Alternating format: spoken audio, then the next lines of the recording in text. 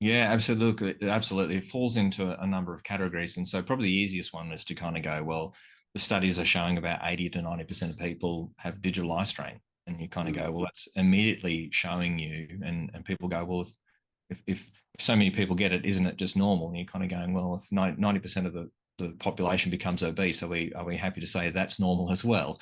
Mm. Not really. It shows that these modern devices aren't really good for us, and that we need to be really sort of careful. So again, a flat two-dimensional surface, not moving, held at a close distance, is really not what our visual system was designed to be used for. And so we're going to get fatigue and fallout and those sorts of things. So you're going to get eye strain.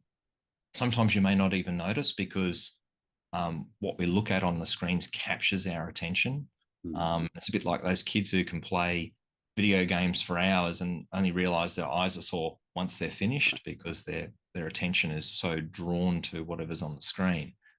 So you've got that development of eye teaming and focusing problems that is impacted, that is occurring during an enjoyable task that then might go and impact them and be left over as a bit of a hangover for when they need to learn and study and actually use their eyes while they're concentrating more heavily.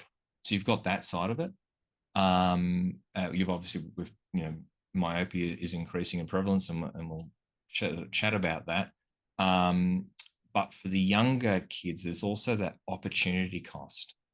Um, the way you develop an imagination is by exploring the world around you. And what a screen does is it captures your attention. It provides the experience rather than you developing the experience yourself. And it's in a very limited format.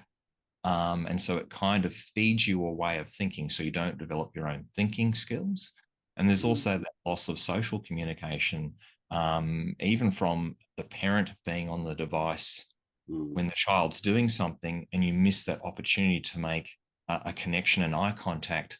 I think there's a whole communication loss as well. So it goes very deeply beyond just eye strain and myopia. There's a whole social, emotional, and possibly some forms of intelligence that we're going to be missing out on through devices. Not only the kids using it, but the parents missing out on opportunities from their use as well. Yeah.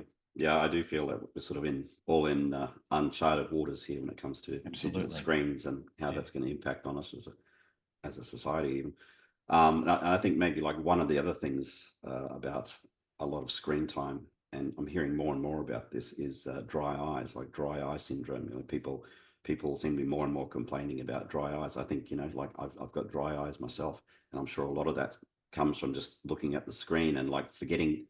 You don't notice you're doing this, but I think you forget to blink, or you don't blink Yeah. completely sometimes, and that has an impact, doesn't it? Yeah, and there's a few layers to that. So you can get dryness symptoms from eye strain, and so I do see people diagnosed with dry eye who actually don't have dry eye. It's eye strain. Um, then you do get people whose eyelids, where the oils that make a good tear film come from, are in good condition, but as you say, they're not blinking enough. And when we look at a screen, particularly a computer screen, it's elevated. We don't blink as often when we're concentrating. So long drives, computer use, device use, we don't blink as much. Um, we often do a little half blink. So the bottom half of the eye remains exposed to dryness. And then if we're doing that in an air conditioned environment, it's even worse.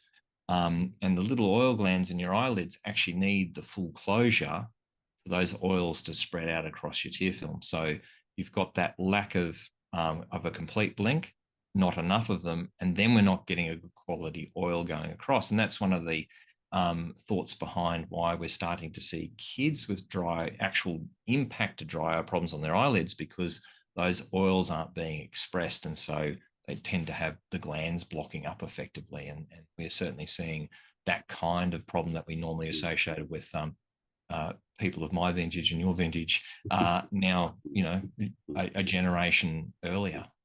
Yeah, absolutely.